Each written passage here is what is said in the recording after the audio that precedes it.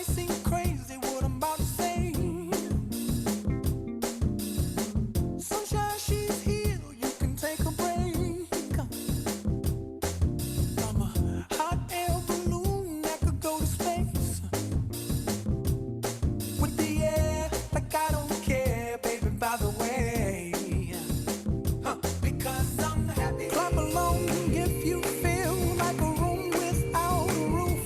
Because I'm happy. Clap along if you feel like happiness is the truth. Because I'm happy. Clap along if you know what happiness is to you. Because I'm happy. Clap along if you feel like that's what you want to do. Here come bad news, talking this and that. Well, give me all you got and don't hold it back. Well, I should probably warn you, I'll be just fine. No offense to you, don't waste your time. Here's why. Because I'm happy. Clap along if you feel like a room without a roof. Because I'm happy. Clap along if you feel like happiness is the truth. Because I'm happy. Clap along if you know what happiness is to you. Because I'm happy. Clap along if you feel like that's what you want to do. Hey, go! Bring me down, can't none bring me down.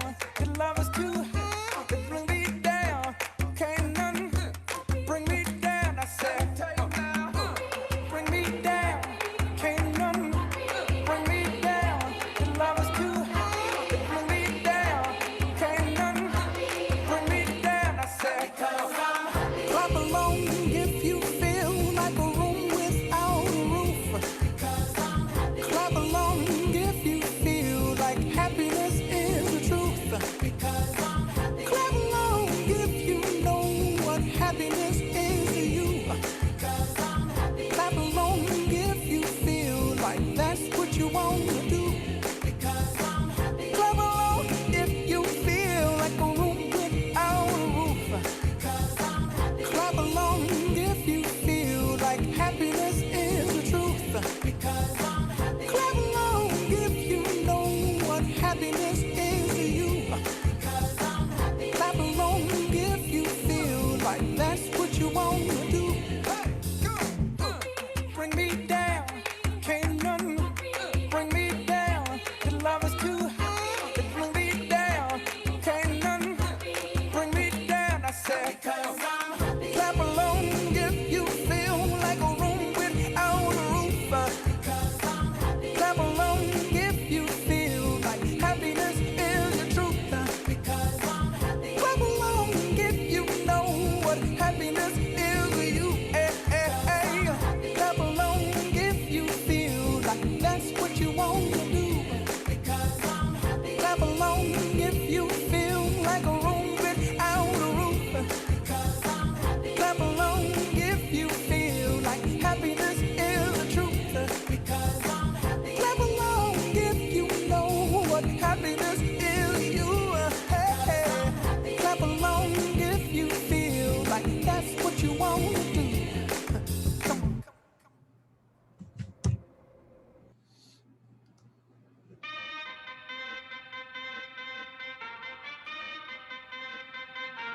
Turn it up.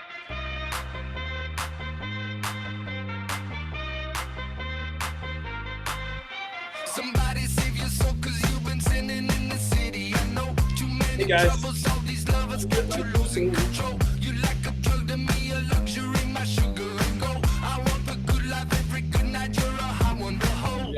Anybody going to be brave enough and You join don't me? even know. I can make your hands clap. Said I can make your hands clap. Somebody save your soul, cause you've been sinning in the city. Bill's here. Faithful's here. I'm here live and in person in my Mega Camp shirt. Woohoo!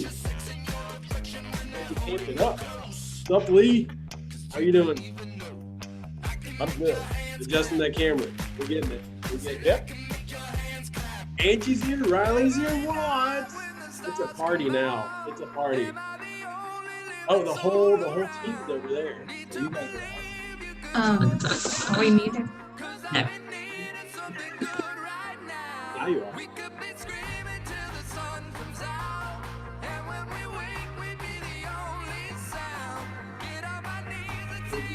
Just a little.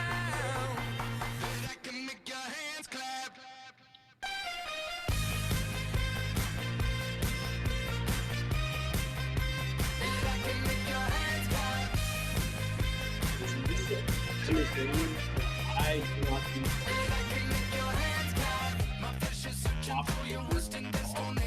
because I heard this song like a couple days ago. I was like, oh, is this a new song? No, 2016. Like, I need to get out.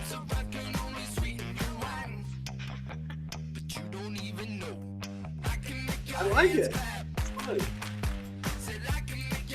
fun. Holly, where are you going? I'm on my way to a closing. Woohoo, the good stuff. What's that? Money.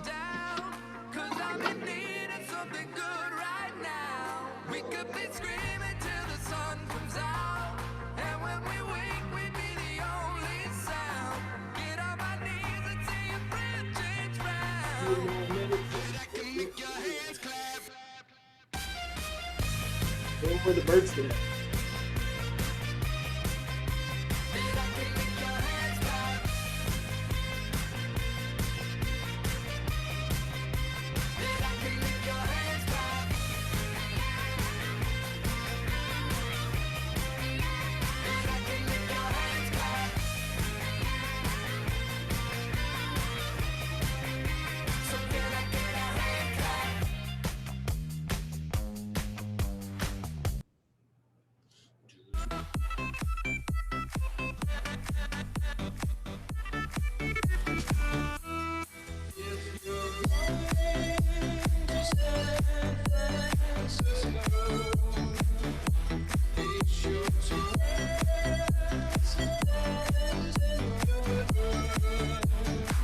DJ.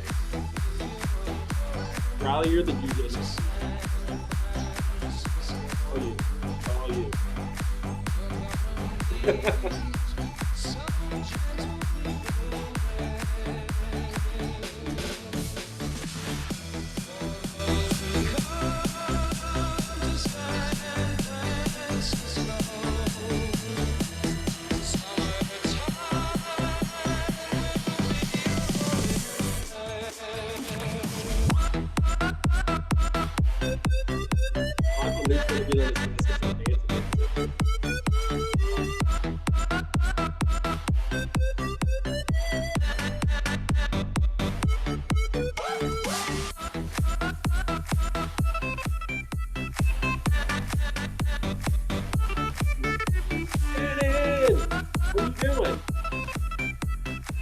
Hello. Hey, Happy Shannon's Tuesday. here. It's a big old party today. That's awesome.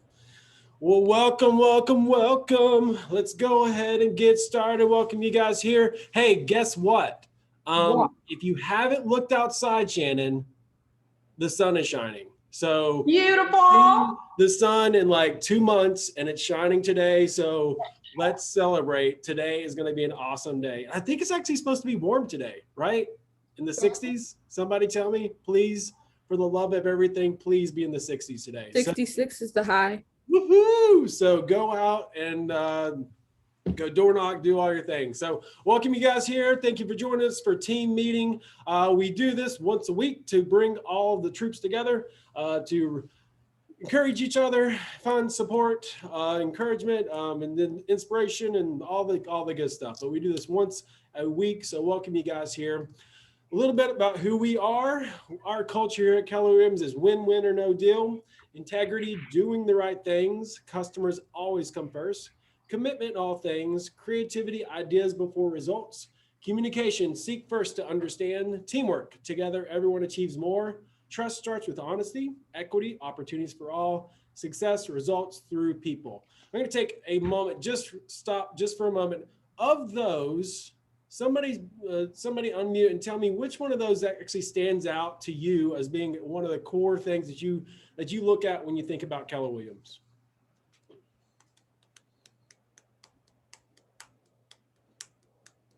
Integrity, do the right thing.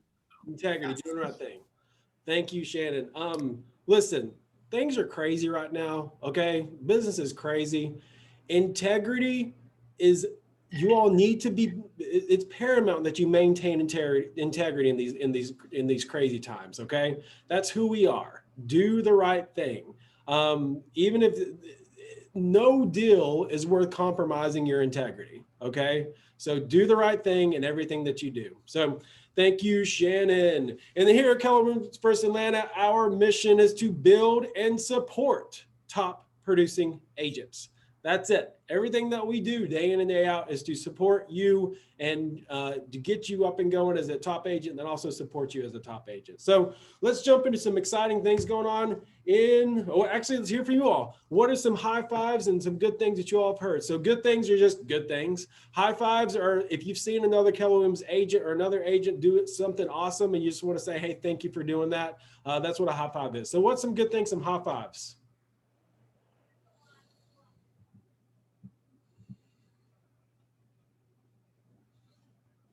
Here I'll go. Emmett, family reunion on the panel.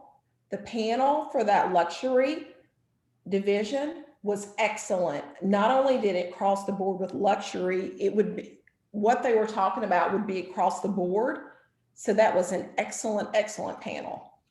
Woohoo! Good job, Emmett. Is anybody, if you've not seen, go back and see Emmett's panel or Emmett on the luxury panel. It was amazing. So good job. What are some other good things and high fives? Hey, one tag on to that. People during the luxury mastermind at the end of the day were still talking about quotes from Emmett's thoughts on that session earlier in the day. So yeah, kudos, brother. Love it, love it. Awesome. What's some other good stuff? Another good thing, I closed on my personal house this recent week and I just moved in. Oh, congrats. Awesome. When is the housewarming party? I mean, I need to get my calendar updated. Probably be in April or May. I want it to be warm outside. Okay, just send us all the date. Okay, we'll be there. We'll be there. You got it. That's awesome. Congratulations. Because you had said that, Bailey, didn't you set that as your goal this year?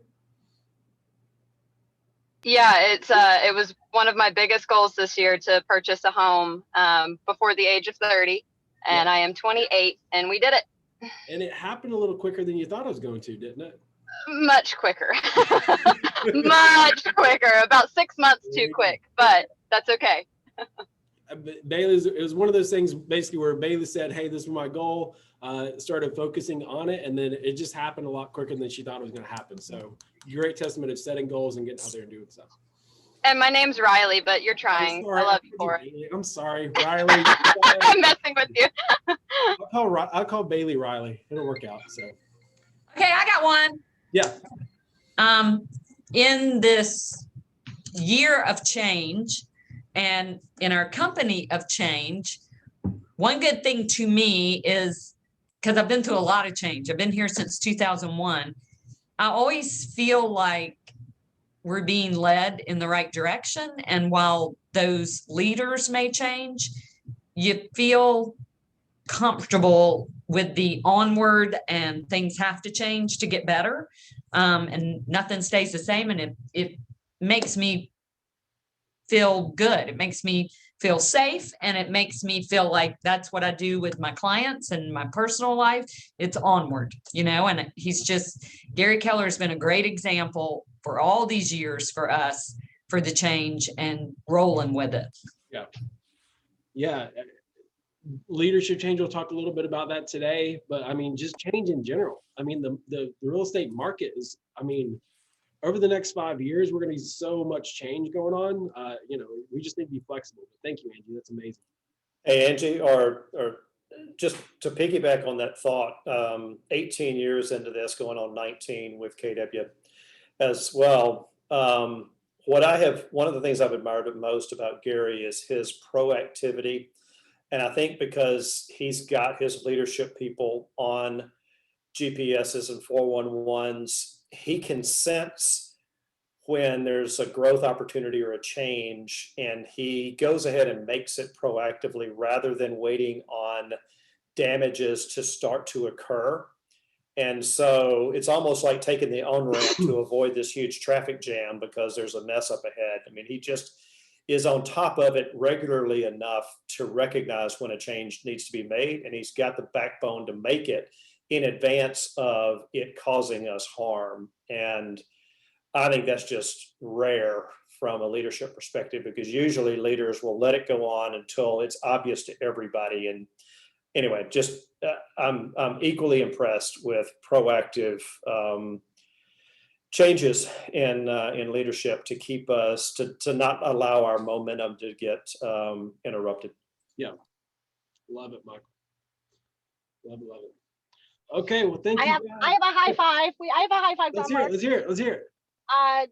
Debbie Oates, our buyer's agent, had multiple offers on a new construction, and it was a very odd situation, and she had to prove that her buyers were the best, and she did, and she is now under contract on this new construction. So great job, Debbie.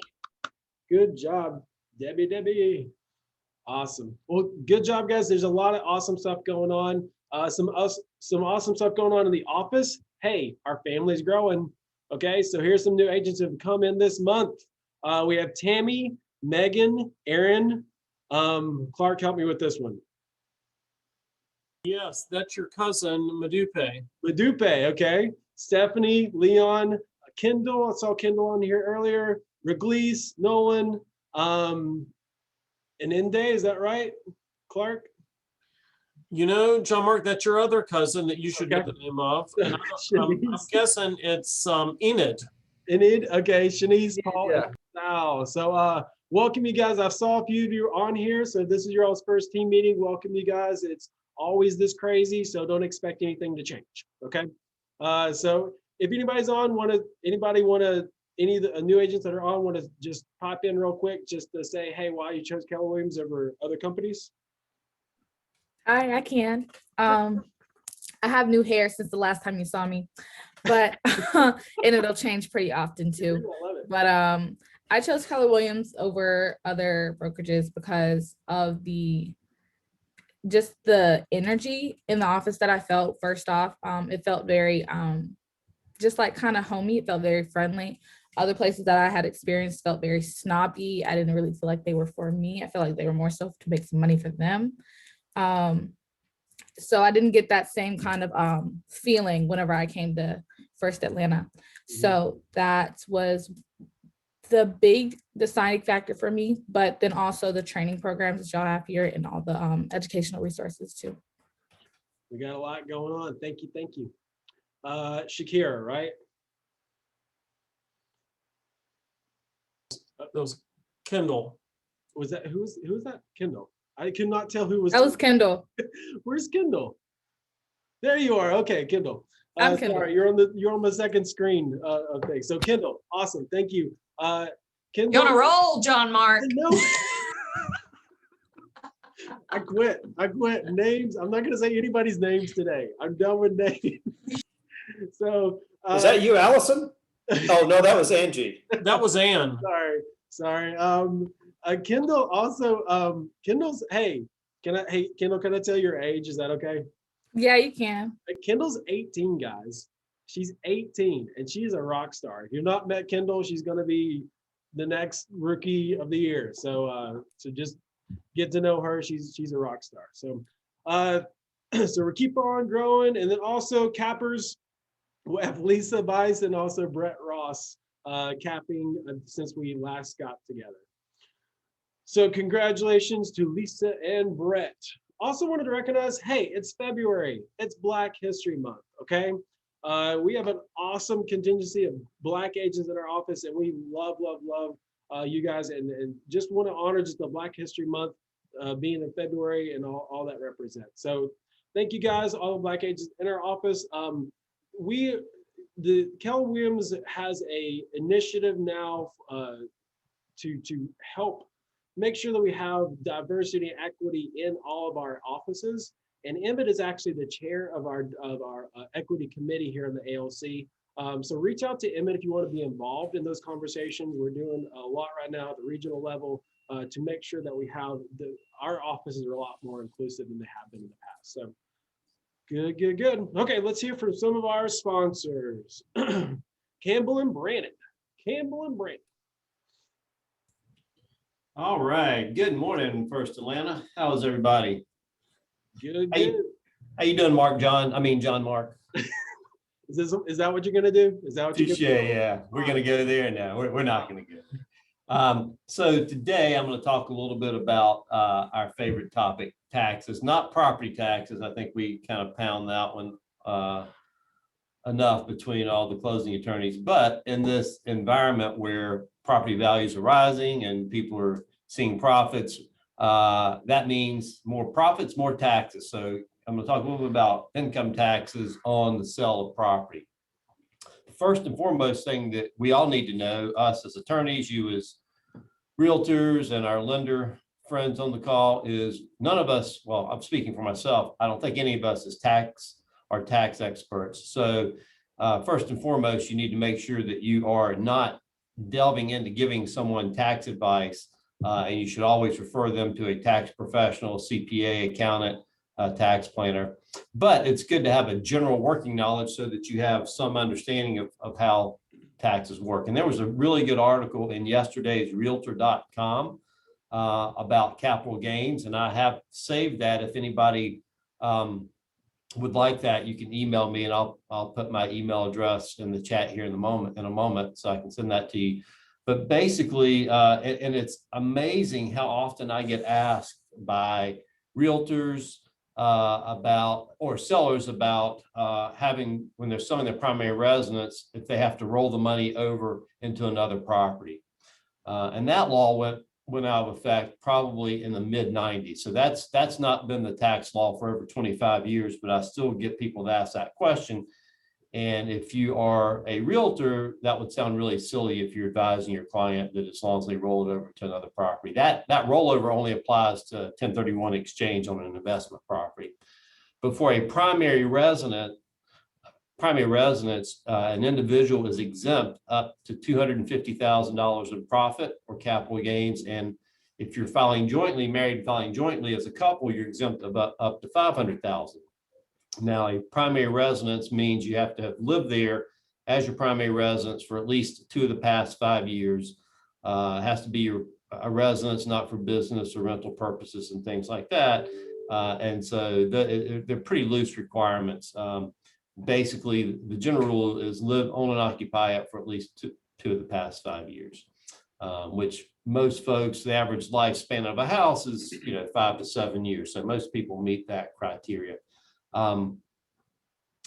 We report every transaction because we can't get into the nuts and bolts of whether or not someone's going to qualify. So we report every transaction by doing a 1099-S to the IRS. Now, that doesn't mean they have to pay taxes. We just have to report what the sales price is to the IRS. And then when the seller does their taxes, they deal with the gain or loss.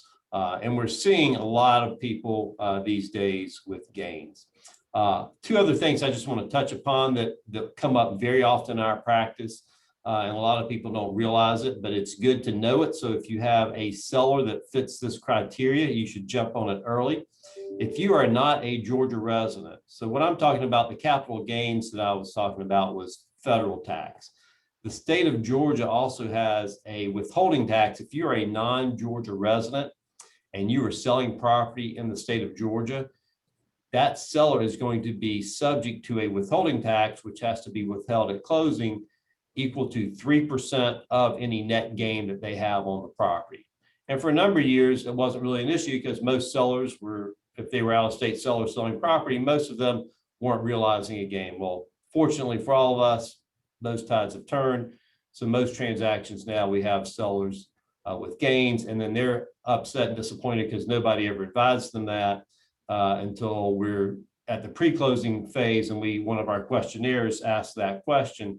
And so as a listing agent, it's much better to prepare them on the front end so that when they're estimating their net, they can go ahead and factor that in rather than 2 weeks or 3 weeks into the process. So that's one thing that applies to non-Georgia residents. If you're a non-Georgia resident, but the property qualifies as your primary resident, then that's an exemption. So there are some exemptions and loopholes, but if you're dealing with a non-Georgia resident who is a seller, just keep that in mind. Go ahead and contact us and we can kind of help walk you through that. The other thing, which comes up less frequently, but is a much, much bigger tax implication, is if you're a non-US resident or non-US citizen. And there's a federal withholding tax called FERPTA, and that is 10 to 15% off of the top of the sales price. So if you're selling the property for $500,000, it doesn't matter what the gain or loss is. That tax is 10 to 15% off of the top, which could be 50 to 75,000, which could be a deal killer for a lot of sellers because they would have to bring money to the table.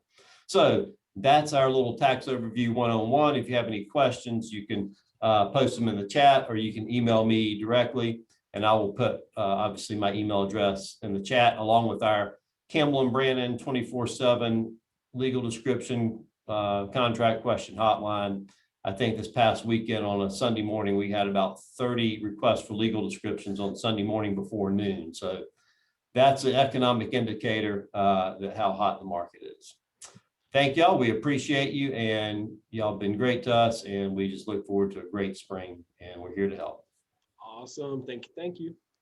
And then Atlantic Bay. Hey there, it's Allison today.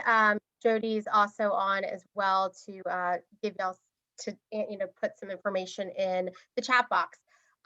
First off, I don't know how many of you guys ended up being able to attend. We had great registration yesterday for our economic forecast that we did with our founder, Brian Holland and Barry Habib. It was really awesome, really good nuggets of information. It's way too much to discuss on this call, so I'm just going to give you one highlight of the many. But if any of you guys ended up not being able to attend and want to, we did record it and we can send it out to you guys.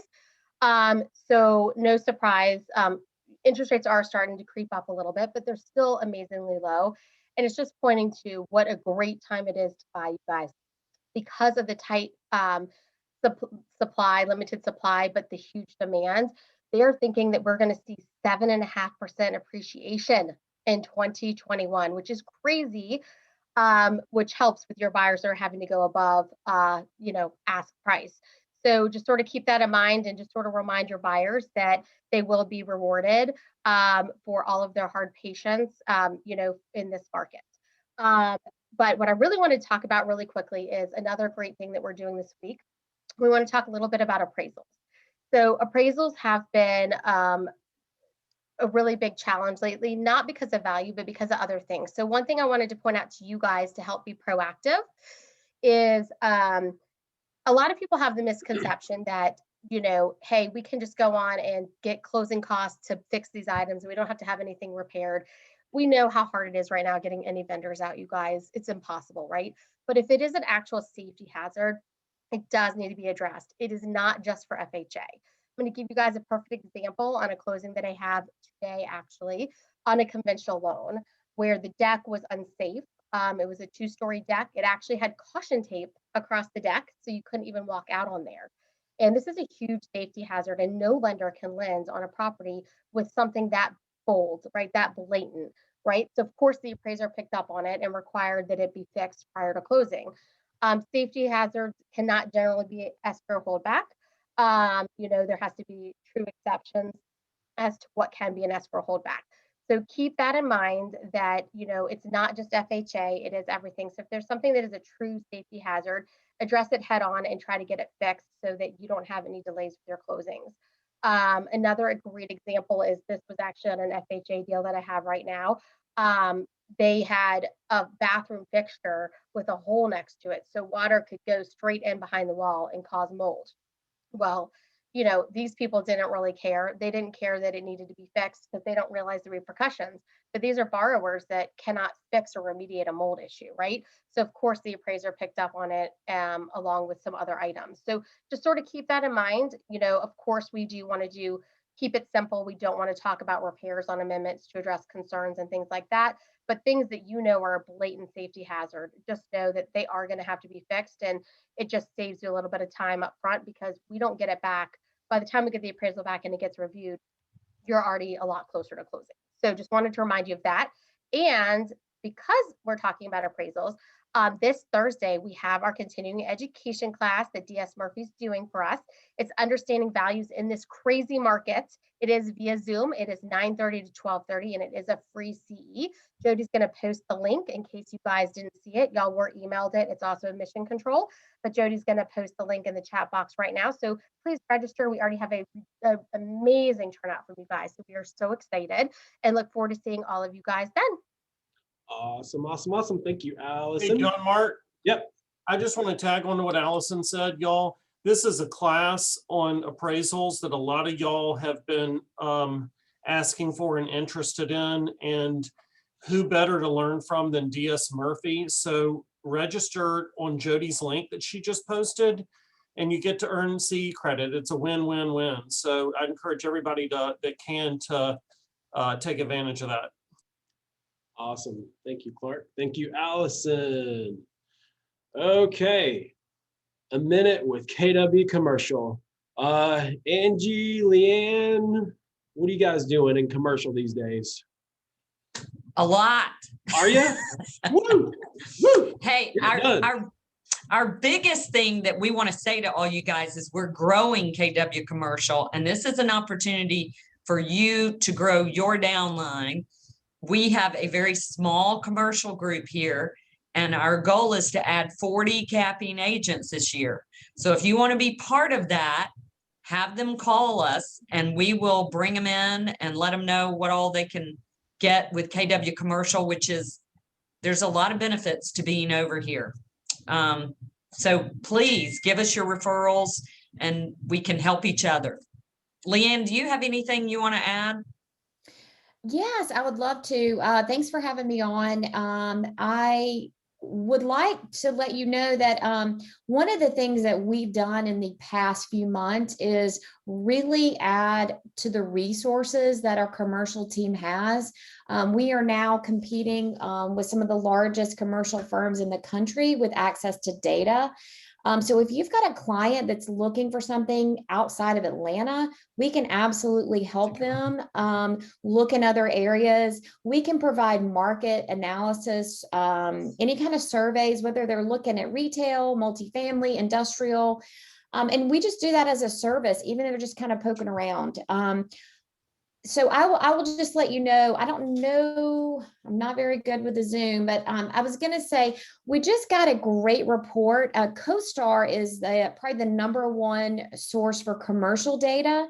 And they just put out a report yesterday talking about single family housing market is hot everywhere. And it's kind of really what we're talking about on this call with all the other vendors. We talk about Atlanta and what's going on here, but what this report is showing is that the single family housing market is hot everywhere. And we're seeing growth in new home sales. I think right now they're saying the Midwest is leading it by about 23%. And this was pre-COVID activity to now post-COVID activity. And I will be more than happy to send these charts out, but I'm just going to read through real quick some of the highlights. As our mortgage team just talked about, they're showing year over year, basically an increase in mortgage applications compared to prior few years.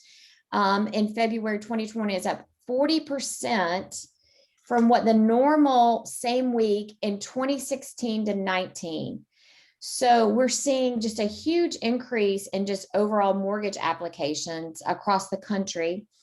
And the other thing is that the purchases is up for both first-time buyers and repeat buyers. So just a couple things to point out here. It says the reason that we feel that the rise is here to stay is it appears to be a structural, demographically driven change. First-time home buyers had moved their first purchase age back consistently after the Great Recession, with median home purchases now age 33. 3 years ago, it was actually like 30. So what we're seeing is people are waiting a little longer, but definitely through COVID, we are seeing just a surge in first-time home buyers.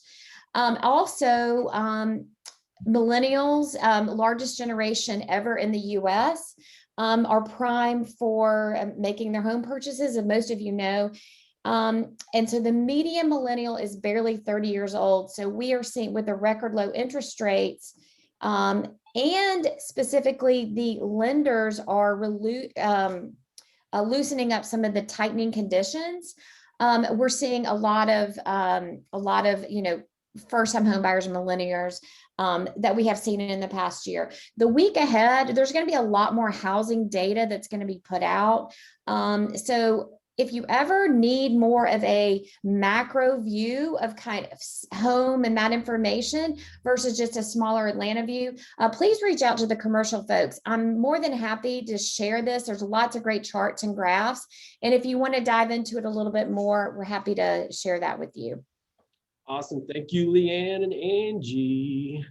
Also, if you're doing a commercial deal, I would encourage you to reach out with someone in the commercial division to partner with, to do that deal alongside, rather than trying to do it yourself and not have any of the resources that commercial agents have.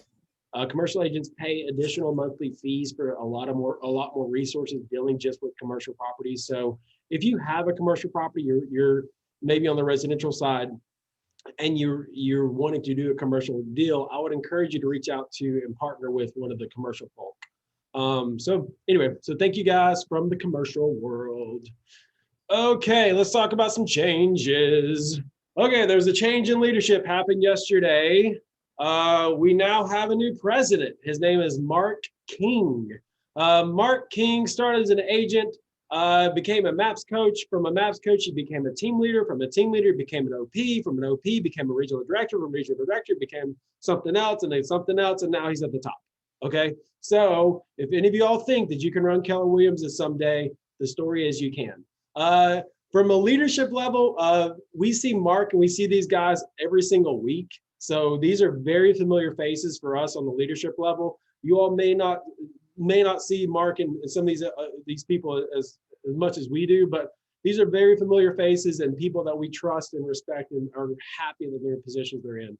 Matt Green is now the head of agent expertise. And then Jason Ayermans is now the head of industry. And we brought on this new guy named Chris Cox. I didn't have a picture of him, so I thought The Rock would be better. So I just put the picture of The Rock in there. So Chris Cox, the head of technology and digital, evidently he's come from a background with USAA. I think that he developed some technology and some systems that were huge new systems. So the change happened because Gary is really laser focused on making Command a stellar product, a great experience for everyone. So cutting out all these glitches, fixing Command, and making sure that it's a very stable product for us to grow our business on. So this change has happened out of our frustration with Command to help it make it better and a much more useful product. So that's what happened yesterday. A little bit of shifting in the leadership. We're still moving forward, onward, like Gary says. So any questions about that? John, Mark, if you could cover what head of industry really means. Jason obviously was very prominent at Family Reunion. I'd like to understand that a little bit better. And the same thing is to what the head of agent experience, what their mission is. Yes, Scott, those are great questions. I'm not sure. I just know that the head of industry. So what Jason has been doing, basically, he's been kind of helping with the training or the experiences for, sorry, not experiences, but with leadership and helping with attracting a talent to the offices and those kinds of things. I think he's going to stay in that same vein. I think they just gave it a new title. I'm honestly not sure like what's changed in his job. They didn't give us the job descriptions as to what's changed. I think they maybe just shuffled people around a little bit. But for the most part, people are doing pretty much the same thing that they were doing. They just added now this head of digital technology and digital to enhance the Command experience. That's kind of my understanding. But as I find out more, I'll let you know more. But I think they've just sort of shifted around titles for now. Good. Any other questions?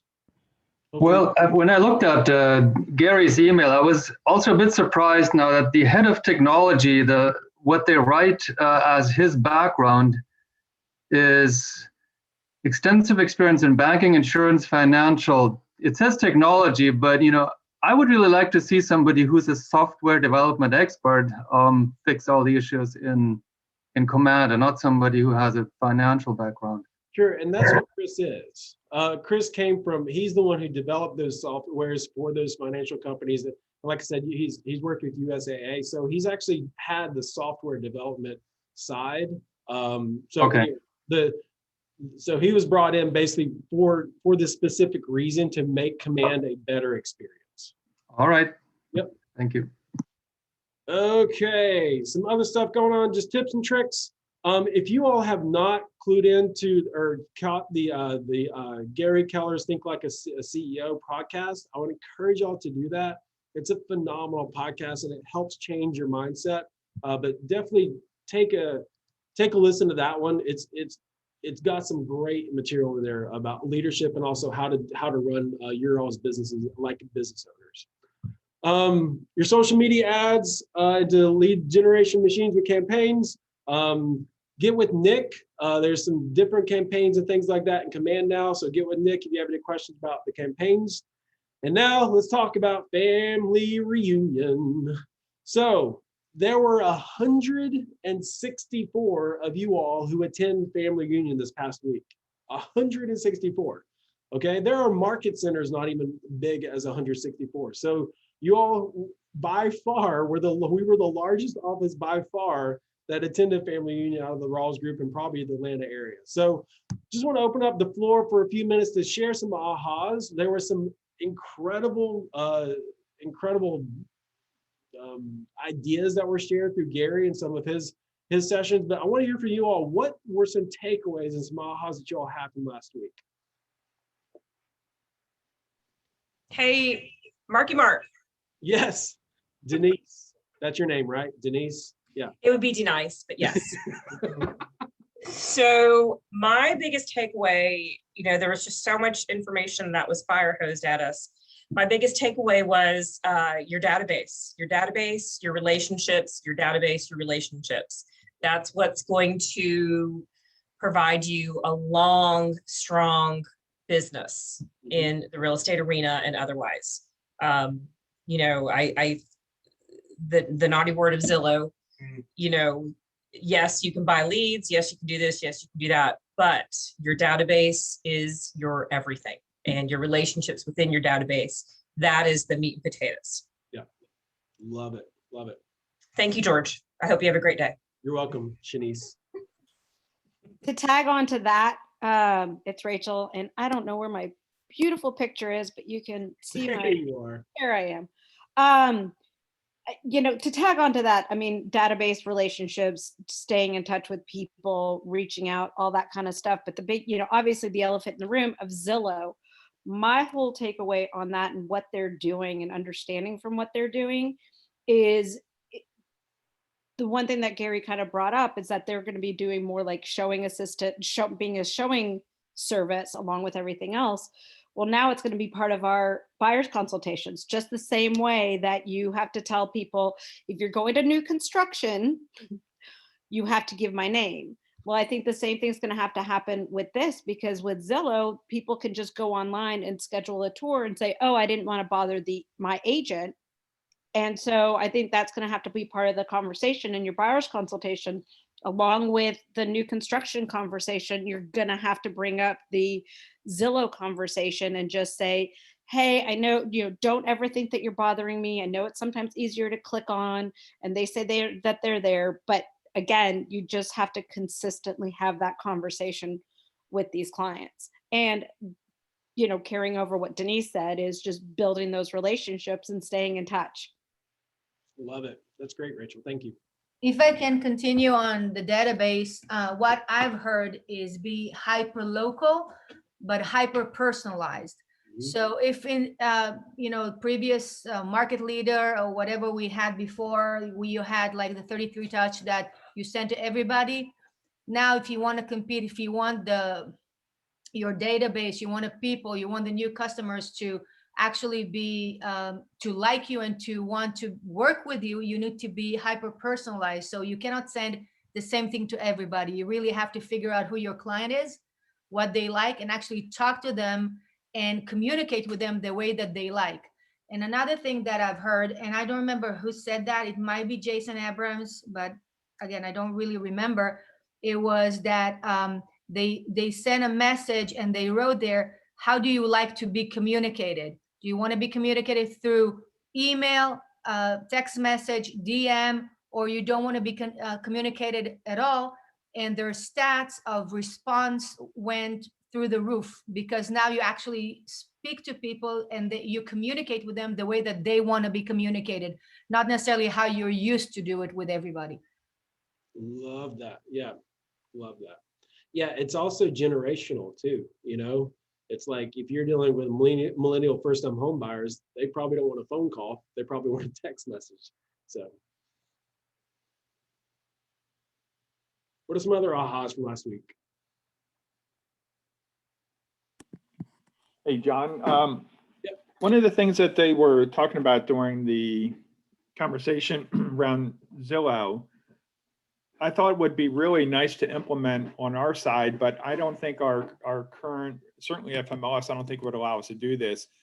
If we're concerned about us as listing agents, making sure that people call us that are on the Zillow website instead of contacting one of their other agents, having our contact information in, sort of the pictures that we actually put up on FMLS.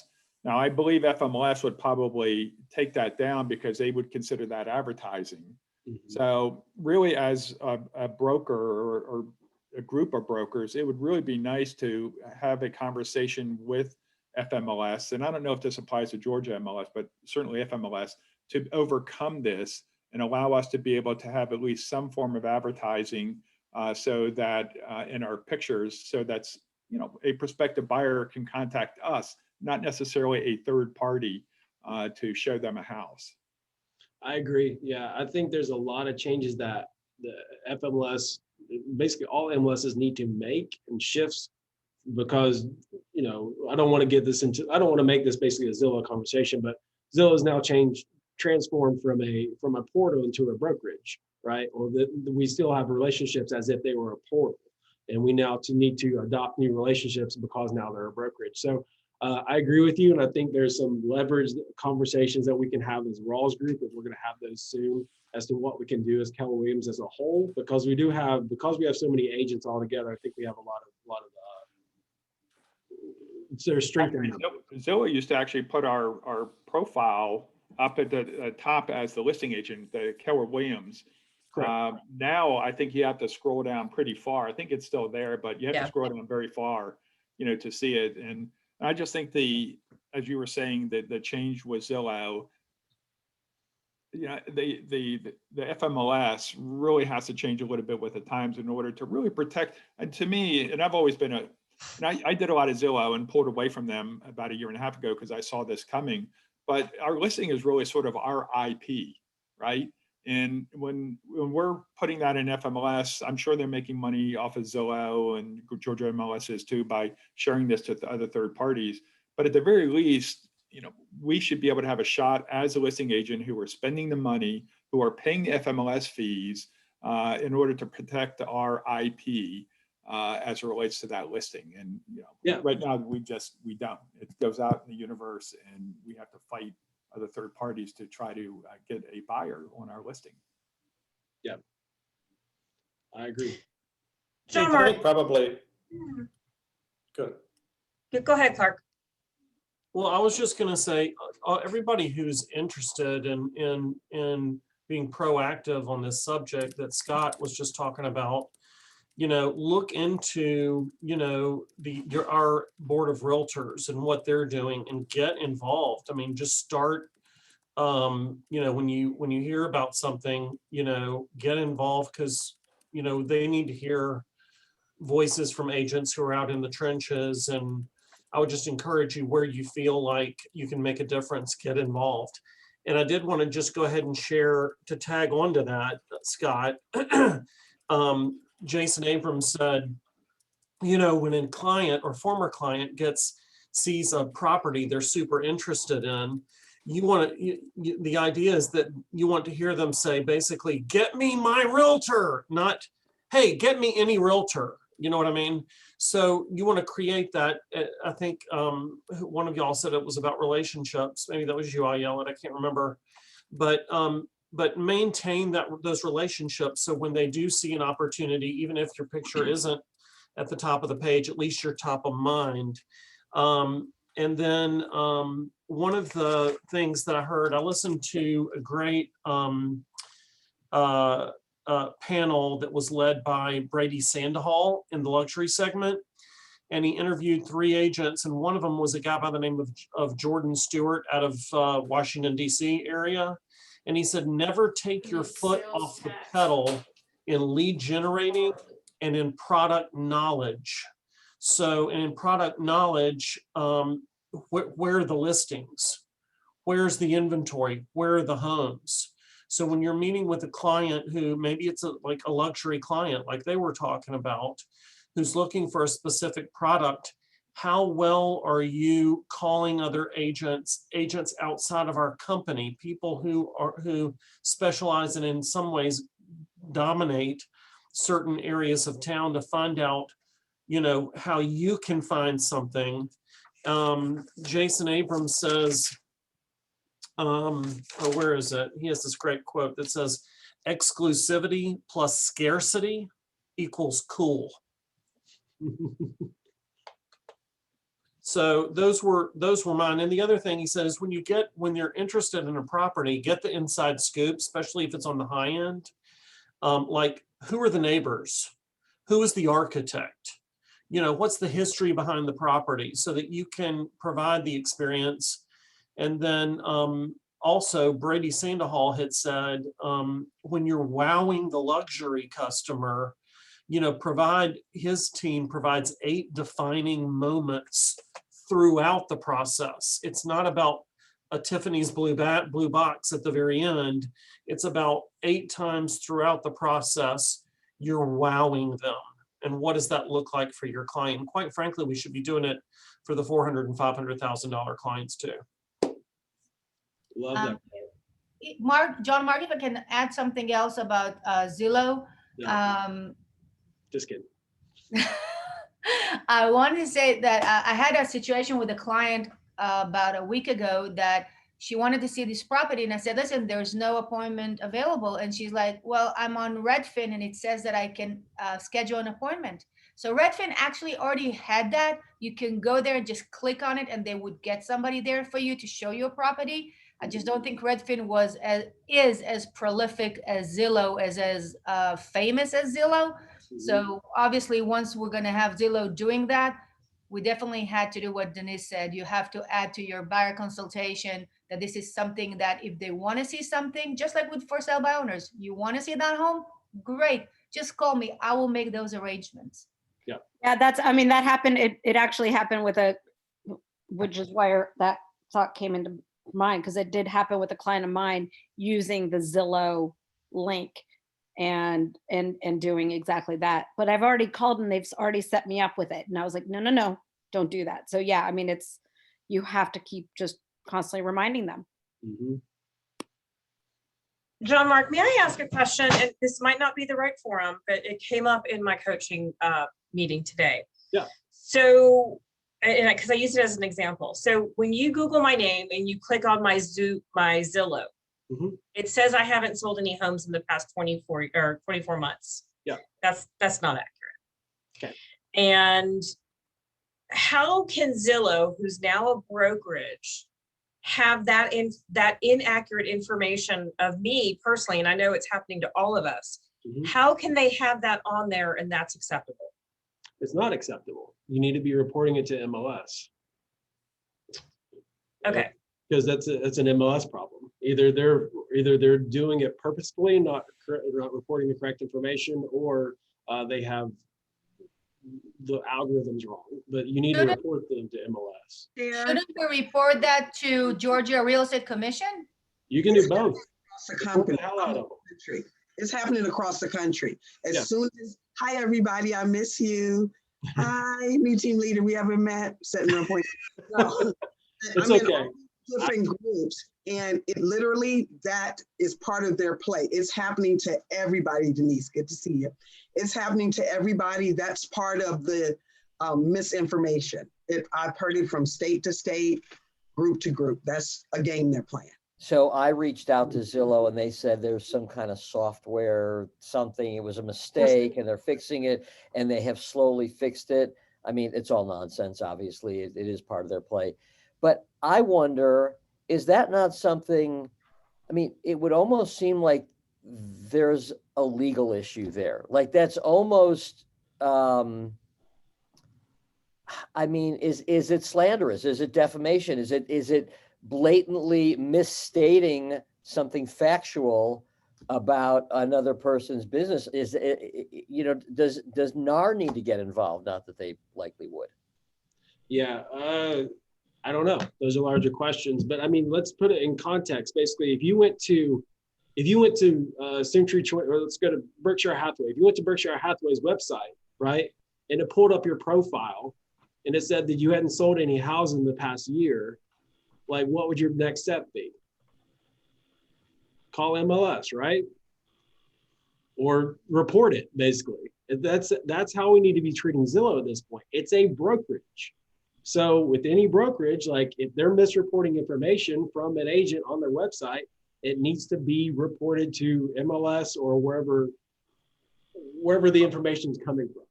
I have a suggestion, because I think instead of every individual agent trying to report it through different channels, can we do a drive from the brokerage saying all the agents in the office, you have until, I don't know, next week to check your Zillow sales, and then we collect all that, and as a brokerage, the largest brokerage in the Southeast, we report it to Greg. Would that add more weight to the complaint? Like I said, there's larger conversations with the Rawls group because we have strength in numbers to help fix some problems. So there's larger conversations happening on a higher level that as soon as we'll figure out, as soon as we have a game plan in place, then we'll be pushing forward with that.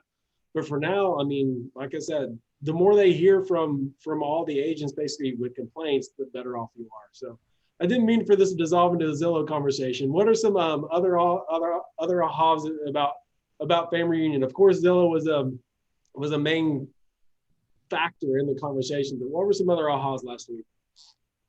I really enjoyed one part regarding how the public chooses an agent. Yeah. Because there was a kind of a panel asking questions, and the respondent said, oh, it was knowledge. And it was that was not. The number one was trust and honesty. And number two was experience. Mm-hmm. And there was a great diagram. It was a triangle. And that triangle had the word trust in the center. Yeah. And at the top of that triangle was authenticity. The right lower corner was empathy. And the lower left corner was logic. Yeah. And the purpose of that conversation was teaching us that when we're doing social media ads and whatnot, maybe it's not the best thing to say, look, I just sold another one or something, but something this way to gain trust. Yeah, love that. Want to jump into something just real quick. We're make sure we have enough time to share this. Gary Keller's vision speed hasn't been put up just yet as far as the videos go, but I wanted to kind of share just some of the statistics that he went over during that vision speech that I thought was pretty not groundbreaking, but it's pretty cool to look at. So there are 328 million Americans in the country, okay? There are 128 million households in the country. There are 83 owned homes in the country. How many transactions happened last year? 5.6 million real estate transactions happened last year. where you're focusing in, and this is the question that Gary asked, basically, where you're focusing when you're looking at these numbers is a direct reflection on where your business is heading, okay? Are you focusing on the 5.6 million transactions, or are you focusing on the 83 owned homes, right? So if 83 owned homes in America, and we only did 5.6 million transactions last year, there's still a lot out there to sell, right? That's 83 million too. Do what? 83 million owned homes. Yeah.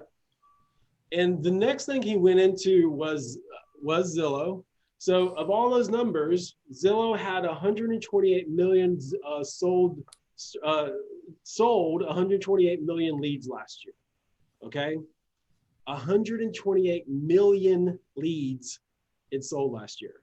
How many owned homes are there in the country? There are only 83 million owned homes, right? So what he was kind of pointing out was the fact that if you don't realize it yet, Zillow has probably already infiltrated your database. That the people that you think are in your database, the people that you think will go to you first, Zillow's probably already infiltrated them based on these numbers. So his point was basically, we need to understand where Keller Williams is in this battle, okay? Because now Gary Keller's basically declared war, and it's a battle. So if you look at Redfin and Zillow, they look at the agent in the transaction as only a functionary, okay? That you only function to serve the purpose in the transaction.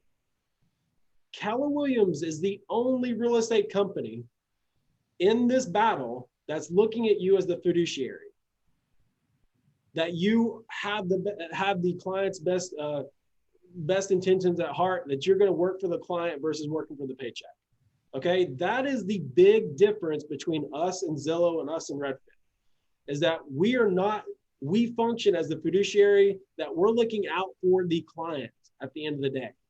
The Redfin and Zillow are just looking out for the company at the end of the day, and they're only looking at the agent as only a part of that transaction as a functionary. So the best thing that we can do right now to combat Zillow and combat all these companies is basically defending our database. And that's what he did a lot of classes around right now. Last week was defending our database, letting our database know, the people around us know that, hey, you know, we're your first source. We're the first resource you need to reach out to when you're looking to sell your house or sell a house or buy a house. And there was a phenomenal class that he did called Smart Business, Smart Database. Did anybody clue into that one? Okay, that was insane. It was great. If you still have access to Family Reunion, if you go into the Family Reunion website, if you click on down here where it says video library, you can go and rewatch it. It's right there. Smart Business, Smart Database. You can go back in and rewatch that. It's about 38 minutes long, okay? But that is the formula that Gary basically said, where he lays out to defend your database and make sure that you are still top of mind when the transaction happens. So we're going to tomorrow between 12 and 1, if you want to jump on a Zoom call with me, we're going to watch that video and also stop as we go through the video and have some conversations about what are the best ways to defend our database. So tomorrow between 12 and 1, Nick will send out a Zoom link tomorrow just to kind of cover that, what Gary was talking about, how we can go about defending our database the best way to prevent Zillow and all these companies trying to get to our people, okay? So join me tomorrow if you want to go through that again and have further discussions on how to really dig in deep against Zillow, against other companies, but making sure that our database is on firm footings heading into the next season of real estate. So any other ahas from Family Reunion? Good. I got one, John Mark. Yep. It's Lauren Kermani. I was really impressed with, no matter who you are, there's someone to look up to. You know, I mean, I saw the empire builders and those ladies, and, you know, hey, Lindy's kind of a part of that now, right? And it's just amazing. No matter what you're doing or how you're doing it, there's somebody that you can look to and be inspired because somebody's doing it and rocking it. So look for somebody who you want to be like and follow that person, because that's something really cool that I don't think all companies can say right now. Yeah. Lauren, you're my inspiration. Love it. One other thing I forgot to mention, just understand the fact that of all the real estate companies that are in existence, okay, Keller Williams is the only one that has leveraged itself and put itself in a position to combat Zillow and combat Redfin. There are no other real estate companies that have done this.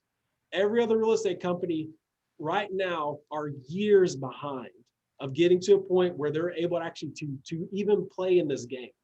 And Gary outlined that in the vision speech, basically saying, hey, we've done these things. Yet, is it functioning at the highest level? No. And that's why he's made the transition to make sure that we have such a high level of technology that we can basically kick their butts. But we are the only real estate company in existence right now who has the leverage to actually compete with Zillow and all these companies. Some of these other companies are out there, they're not even close as far as their systems go. So understand that being with Keller Williams, you're at the forefront of keeping the agent as the fiduciary in the transaction. Do you understand that? So I'm happy to be with Keller Williams. After family last week, I was even more excited. Just kind of, I love this company. I love what Gary's doing for us to help us keep on growing our business. Can I say something real quick? This is Nanette.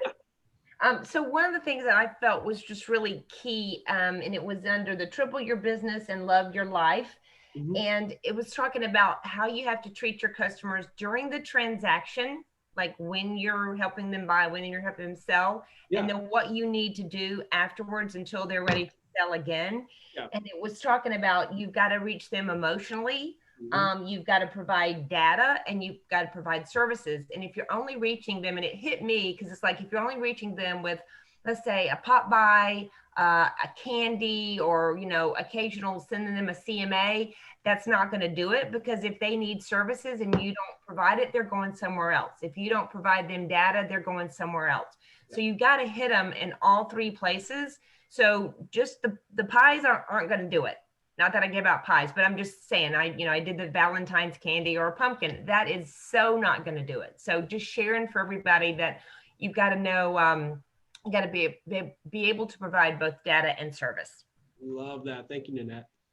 Love that. So there's a lot of great stuff that happened last week. If you still have your logins, I would encourage you to go ahead. I think we have till April to rewatch some of the stuff. So log back into those and take a look at some of the ones that maybe you missed. So what's going on? A few things going on. Just a reminder, COVID is still around. Okay, we're not past anything yet. Okay, so continue to wear your mask, continue to wash your hands, continue to do the things that we've been doing for the past several months. Does it suck? Yes, it sucks. We all agree it sucks. And we're still in this environment for now. Okay, so just don't think just because the weather's getting warmer that this is gone yet. Okay, we still have a little bit more time before we're out of the woods. So just understand COVID's still a thing. KWFA, the training calendar. Take a look at the training calendar. We'll have a new one up within the next few days for next month. Things that are going on the training calendar. This Wednesday, open houses. If you want to learn about open houses, is happening. Who's teaching that? Denise, are you doing that one? Denise is doing that one, 9 a.m. here in the Market Center. And then Friday, we're doing Living Your Goals. So live your goals Friday. Other stuff going on, Ignite is starting next week. So Ignite is back. If you have a new agent who needs to get into this, point him our direction. Let Nick know. Nick is the one who's kind of spearheading this. So Ignite is coming back next month. We're going to be doing our KWFA Awards in a couple weeks. We'll probably be doing it during team meeting for now. That might change, but for now we're going to be doing it at the team meeting. So KWFA Awards going on March the 9th. And then what did we miss? Oh, Paula, are you there? Paula, you're amazing in every way. Do you want to touch base just real quick what you all are doing in the culture committee with the Texas folk? Yes, I sent out an email last week. Hopefully you guys got it. But we would like to support the Texas agents, and the best way to do that is through KW Cares. They are always there ready to help with all of these large natural disasters, and they will be, going through a lot of funds. So if we can help raise a little bit of extra money, that will, if all the offices do that, that'll be a great, way to keep sure the coffers are full before we head into hurricane season and flood seasons and all that kind of stuff. So a lot of people already are signed up for automatic donations out of their closings. But if you're not, and you would like to make a one-time donation, you can drop that check off at the MCA department. If you have a closing coming up and you would like to add the donation to that closing, you can send me an email or send somebody in the MCA department an email, and they will add it to your current closing. So there you go. I always gave at least $25 from every closing that I did, and it automatically just comes out. So 5, 10, 25 per closing, 1,000 per closing, like Clark does. Whatever you want to do, Yeah, and if you're not automatically signed up for just recurring donations and you would like to, let us know. I can send you the form. Like I said, even just $5 out of every closing helps, and helps keep Keller Williams able to help agents in need. Love it. Thank you. Did we miss anything? Clark, Nick, Denise, anybody? Okay. Well, hey guys, wait. Nope. If you want to just email me that you want to make an automatic deduction, do that, and I'll be sure it gets put on your master. Good deal. Okay. Thank you. Love it. That was Nancy, our MCA. Not Nancy. Terry, we love you. Okay, thank you guys. Went a little long today, but thank you all for sharing. You guys are amazing, and we will see you all next week. Bye-bye.